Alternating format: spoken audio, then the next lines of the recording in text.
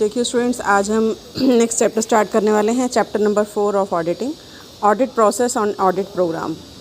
आप देखिए, audit process नाम से पता चल रहा है कि क्या प्रोसेस फॉलो करते हैं ऑडिटर जब वो काम को करते हैं, कौन कौन सी स्टेजेस होती हैं, है ना, और क्या प्रोग्राम वो बनाते हैं, इसके बारे में हम इस चैप्टर में पढ़ेंगे।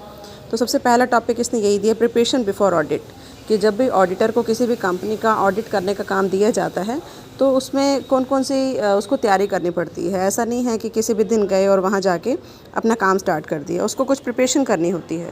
तो देखिए, ये कुछ इन्फॉर्मेशन है जो उसको कलेक्ट करनी होती है ऑडिट स्टार्ट करने से पहले। सबसे पहला, what is the scope and nature of work assigned, कि ऑडिट करने से पहले ऑडिटर को ये देखना होता है कि what is the scope of audit, means उसको कितना काम करना है, कि whether he has to audit the only parts of the accounts, कि सिर्फ पार्ट को ही चेक करना है किसी, या कंप्लीट बुक्स ऑफ अकाउंट्स को उसने ऑडिट करना है ना। तो इस तरीके से अगर उसको स्कोप पता होगा तो उसके अकॉर्डिंग अपना वो प्रोग्रामिंग कर पाएगा, अपनी प्लानिंग कर पाएगा। तो जो स्कोप ऑफ ऑडिट है वो कैसे पता चलता है, कि कॉन्ट्रैक्ट होता है ऑडिटर और उसका जो भी अपॉइंटर है। जैसे अगर हम बात करें कंपनी की, तो कंपनी में उसकी जो अपॉइंटर है वो कौन होगा, शेयर होल्डर्स, है ना, और वी कैन से जो डायरेक्टर्स हैं जिन्होंने उसको कॉल किया।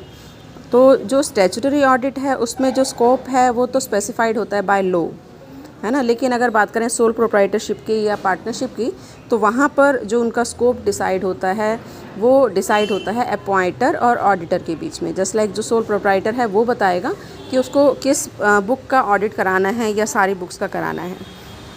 Second is objective of audit, कि ऑडिट का क्या ऑब्जेक्टिव है, वो क्यों कराना चाहते हैं, क्या उनको किसी के ऊपर शक है, या by law it's statutory requirement. जैसे in case of a company, ये क्या है, एक स्टैट्यूटरी रिक्वायरमेंट है, वो कराना ज़रूरी है। तो क्या ऑब्जेक्टिव है। अब जैसे सोल प्रोप्राइटरशिप है, उसमें ऑडिट कंपलसरी नहीं है, तो वो बताएंगे कि वो क्यों कराना चाहते हैं, क्या किसी फ्रॉड के उनको चांसेस हैं, या कोई एरर हो चुकी है, कोई मिस्टेक हो चुकी है, या पार्टनरशिप फर्म है तो क्या एक दूसरे पर उनको विश्वास नहीं है, कुछ वो स्पेशल चेक कराना चाहते हैं।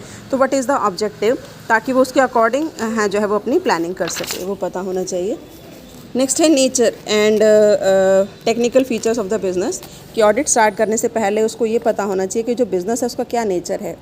मतलब वहाँ जो अगर ट्रेडिंग होती है तो किस तरह के प्रोडक्ट की होती है, और अगर मैन्युफैक्चरिंग होती है तो वो किस तरह के प्रोडक्ट की होती है ना। इनकम का सोर्स क्या है, एक्सपेंडिचर कौन कौन से हैं, कौन सी इन्वेस्टमेंट पॉलिसी है, तो वो सारी चीज़ें उसको पता होनी चाहिए, तभी वो जो है वो उसका ऑडिट सही ढंग से कर पाएगा। नॉलेज ऑफ अकाउंटिंग सिस्टम, कि अकाउंटिंग सिस्टम की भी उसको नॉलेज होनी चाहिए। मतलब जो ऑडिटर है उसको मतलब हर सब्जेक्ट की नॉलेज होनी चाहिए, चाहे वो इलेक्ट्रिसिटी कंपनी से रिलेटेड अकाउंट्स हों, चाहे वो इंश्योरेंस कंपनी से रिलेटेड अकाउंट्स हों, चाहे वो बैंक से रिलेटेड अकाउंट्स हों, है ना। क्योंकि अगर उसको 100% नॉलेज होगी डबल एंट्री सिस्टम की, तो वो सही ढंग से काम कर पाएगा, अदरवाइज़ उसको सीखना पड़ेगा। स्टडी ऑफ वेरियस डॉक्यूमेंट्स, कि ऑडिट स्टार्ट करने से पहले, जैसे अगर बात करें कंपनी की, तो कंपनी के डिफरेंट डॉक्यूमेंट्स होते हैं, जैसे मेमोरेंडम है, आर्टिकल है ना, प्रोस्पेक्टस है। तो अपना प्लान बनाने से पहले वो क्या करता है, इन डॉक्यूमेंट्स की स्टडी करता है। चाहे वो सोल प्रोप्राइटरशिप है, उसमें भी कुछ एग्रीमेंट होता है, कुछ पेपर होते हैं, कुछ डॉक्यूमेंट्स होते हैं, है ना, जिसके बेस पर रजिस्ट्रेशन हुआ है। या पार्टनरशिप फर्म है तो पार्टनरशिप डीड हो गई। तो इस तरह से सारे डॉक्यूमेंट्स को वो स्टडी करेगा डिटेल में स्टडी करने के बाद फिर वो डिसाइड करता है कि उसको ऑडिट कैसे करना है। List of books of accounts, कि उसको जो है वो बुक्स ऑफ अकाउंट्स की लिस्ट बनानी होगी, कि कौन कौन सी बुक्स ऑफ अकाउंट है जो उनको ऑर्गेनाइजेशन से लेनी है, किस किस पर्सन से लेनी है ना, कौन कौन से लीगल और इम्पॉर्टेंट डॉक्यूमेंट हैं जो ऑर्गेनाइजेशन ने बनाए हुए हैं, उसको कलेक्ट करना होगा और उनकी लिस्ट बनानी होगी। Study of system of internal check, आप देखिए इंटरनल चेक क्या होता है, कि when the work of one employee is checked by the another employee, कि दूसरा एम्प्लॉय पहले एम्प्लॉय के काम को अगर चेक करता है तो उसको हम कहते हैं इंटरनल चेक। तो मोस्टली कंपनीज़ ने इस तरह का इंटरनल चेक सिस्टम फॉलो किया होता है। तो यहाँ पर ये देखना है कि क्या कंपनी इंटरनल चेक को फॉलो कर रही है। अगर कर रही है तो उसकी डिटेल में पहले चेकिंग की जाएगी कि क्या सिस्टम है, और फिर उसके अकॉर्डिंग अपना जो ऑडिटर है वो प्रोग्राम सेट करेगा। Knowledge of previous years final account, कि पिछले साल के फाइनल अकाउंट क्या बनाए गए थे, अगर बनाए गए थे तो क्या उसको ऑडिट कराया गया था, उसकी डिटेल। तो पिछले 4-5 सालों के जो फाइनल अकाउंट हैं वो भी ऑडिटर जो है वो चेक करता है और उनकी डिटेल देखता है। पीरियड ऑफ ऑडिट कि ऑडिट जो करवाया जा रहा है वो कितने टाइम का है। यूजुअली 1 साल का जो बुक्स ऑफ अकाउंट्स है उनका ऑडिट कराया जाता है ना। तो फिर ये अपॉइंटर से पूछा जाता है कि आपको कितने टाइम का ऑडिट कराना है। इंस्ट्रक्शन टू एम्प्लॉयर, तो after obtaining these informations auditor should issue instructions to his appointer, उसके अपॉइंटर को ये इंस्ट्रक्शंस दी जानी चाहिए। एक तो जो भी बुक्स उसको मिले अकाउंट्स बुक शुड बी टोटल्ड, उनका टोटल होना चाहिए, ट्रायल बैलेंस बना होना चाहिए, फाइनल अकाउंट बने होने चाहिए। ऐसा नहीं है कि ऑडिटर अकाउंट्स बनाएगा और फिर चेक करेगा, अकाउंट शुड बी प्रिपेयर्ड, है ना। प्रिपेयर होने के बाद ही ऑडिटर आएगा। जितने भी वाउचर्स हैं should be arranged serially, serial wise होनी चाहिए। डेटर्स की लिस्ट होनी चाहिए, क्रेडिटर्स की होनी चाहिए, बैड एंड डाउटफुल डेट्स की लिस्ट बनाई जानी चाहिए, आउटस्टैंडिंग एक्सपेंडिचर की लिस्ट हो, प्रीपेड एक्सपेंडिचर की हो, एक्रूड एक्सपेंडिचर या एक्रूड इनकम उसकी लिस्ट होनी चाहिए। List of stock be prepared and the method of valuation to be specified, कि जो स्टॉक है उसकी भी लिस्ट बनाई जाए और वैल्यूएशन का कौन सा मेथड अडॉप्ट किया है फॉर क्लोजिंग स्टॉक या फॉर ओपनिंग स्टॉक, है ना, वो भी वहाँ पर मेंशन किया जाना चाहिए। इन्वेस्टमेंट अगर कुछ बाहर की हुई है तो उसकी लिस्ट भी बनाई जाए और उसकी कॉस्ट पता होनी चाहिए। ऐसे ही लिस्ट ऑफ वाउचर्स कि कौन कौन से वाउचर्स हैं जो कि प्रिपेयर किए गए हैं, या goods returned by various branches हैं तो वो भी प्रिपेयर किए जाने चाहिए। Complete detail of permanent capital expenditure, कि अगर कोई परमानेंट कैपिटल एक्सपेंडिचर किया है तो उसकी डिटेल भी होनी चाहिए। A list of deferred revenue expenditure, ये भी होनी चाहिए, है ना। इसी तरह से लिस्ट ऑफ डॉक्यूमेंट्स जो ऑडिटर को एग्ज़ामिन करनी है वो भी बनाई जाएगी। डायरेक्टर्स हैं, उनके नेम, उनके एड्रेस, उनकी पूरी डिटेल ऑडिटर को दी जाती है। तो ये इंस्ट्रक्शंस दी जाती हैं ऑडिटर के द्वारा एम्प्लॉयर को कि ये काम उन्होंने करना है। फिर ऑडिटर ये सारी इन्फॉर्मेशन एम्प्लॉयर से कलेक्ट कर लेता है और उसके बाद फिर वो अपना काम स्टार्ट करता है। नेक्स्ट है division and distribution of audit work, कि जो ऑडिट वर्क है, अब ऐसा नहीं है कि एक ऑडिटर आएगा और सारा ऑडिट का काम करेगा, वो उस काम को डिस्ट्रीब्यूट करता है अमंग देयर स्टाफ, है ना। जैसे उसके स्टाफ में सपोज़ 4 या 5 पर्सन हैं तो उसके जो क्लर्क हैं जो उसको असिस्ट करते हैं उनको वो काम डिस्ट्रीब्यूट करता है। तो वो काम का डिवीज़न करेगा और डिवीज़न करके अपने जो भी उनका स्टाफ है उसको बताएगा कि किस तरीके से उन्होंने काम करना है। तो उनकी डायरेक्शन के ऊपर ऑडिटर डायरेक्ट करेगा, गाइडलाइंस इशू करेगा, उनकी डायरेक्शंस पर उनका स्टाफ काम करेगा, है ना। तो सीनियर और जूनियर जो भी असिस्टेंट हैं ऑडिटर के, उनके बीच में वो काम को डिस्ट्रीब्यूट कर देता है। उसके बाद देखो नेक्स्ट आता है हमारा ऑडिट प्रोग्राम। 12th पॉइंट भी है, नेक्स्ट टॉपिक भी है। तो ये सारी इन्फॉर्मेशन जब उसको मिल जाती हैं फिर ऑडिटर एक प्रोग्राम बनाता है जिसमें वो बताता है कि उसको काम को करेगा तो वो किस तरीके से करेगा, है ना, जिसमें डिवीज़न ऑफ वर्क भी आता है। तो we can say audit program क्या है, it is a detailed plan of work prepared by the auditor for supervision and control his assistant, कि उसके असिस्टेंट को कंट्रोल करने के लिए, जैसे उनको काम तो डिस्ट्रीब्यूट कर दिया लेकिन उसके बाद उनके ऊपर चेक रखने के लिए भी ऑडिट प्रोग्राम बनाया जाता है। जब वो ऑडिट शुरू करने से पहले उनको बता दिया जाता है कि ये काम आपका है और बीच बीच में ऑडिटर उनको देखता रहता है।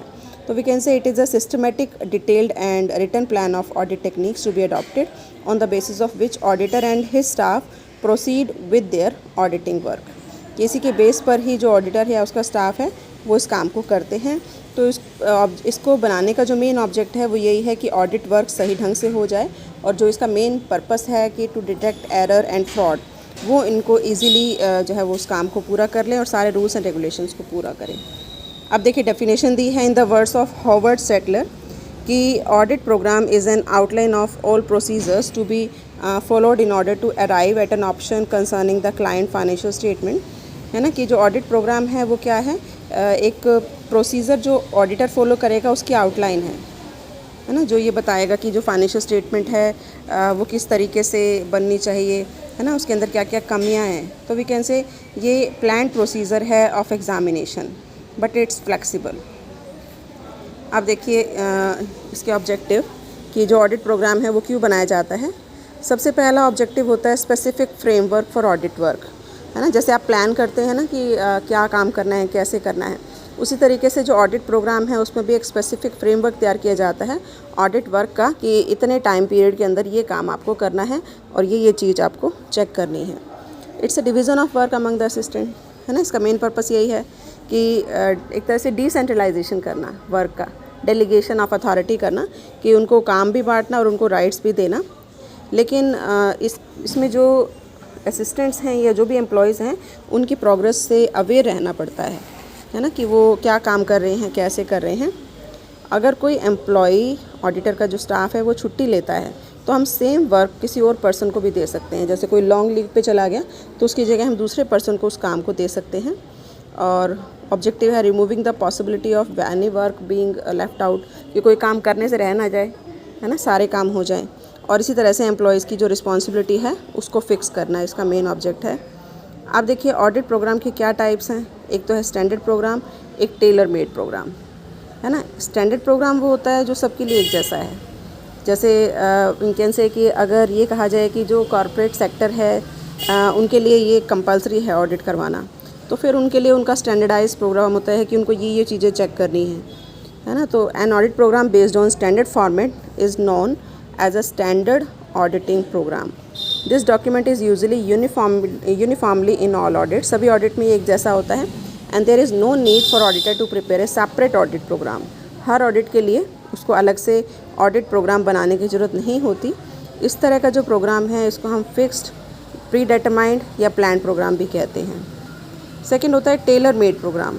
ये एक ऐसा प्रोग्राम है which is prepare separately for each organization, जो हर ऑर्गेनाइजेशन के लिए अलग से बनाया जाता है ना। जैसे suppose nature of the organization अगर अलग अलग है, या सपोज़ कंपनी का टाइप ही अलग है, कोई सोल प्रोप्राइटर है, कोई पार्टनरशिप फर्म है, कोई कंपनी है, तो उसके अकॉर्डिंग जो फिर बनाया जाएगा प्रोग्राम उसको हम कहेंगे टेलर मेड।